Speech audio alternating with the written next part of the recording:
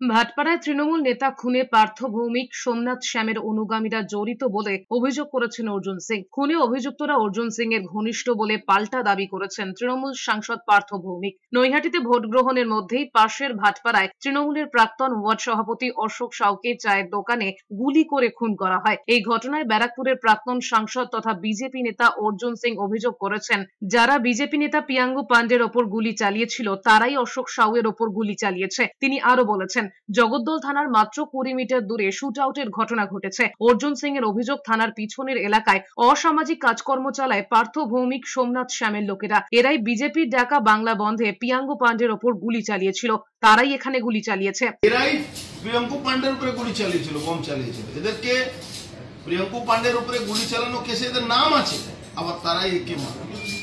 তাহলে ভাবুন এখানে লোহাচোর সোমনাথ শ্যাম কি অশান্তি করছে পার্থ ভৌমিককে আশীর্বাদ দিয়ে।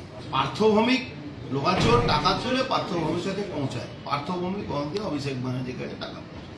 এই পুরো টাকা নেক্সাস পুলিশ আর তৃণমূল কংগ্রেস আর এরা এই নেক্সাসের মধ্যে এই ঘটনাগুলো ঘটেছে। পাল্টা অর্জুন সিং এর ঘনিষ্ঠদের দিকে আঙুল তুলেছেন ব্যারাকপুরের তৃণমূল সাংসদ পার্থ ভৌমিক। তিনি বলেছেন, অভিযুক্ত হিসেবে যার নাম শোনা যাচ্ছে সেই পঙ্কজ অর্জুন সিং এর ঘনিষ্ঠ।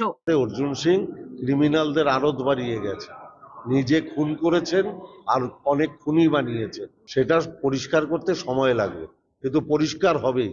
অর্জুন সিংকে বলে দেবেন পার্থ ভৌমিক গুন্ডারাজ পরিষ্কার করে ছাড়বে।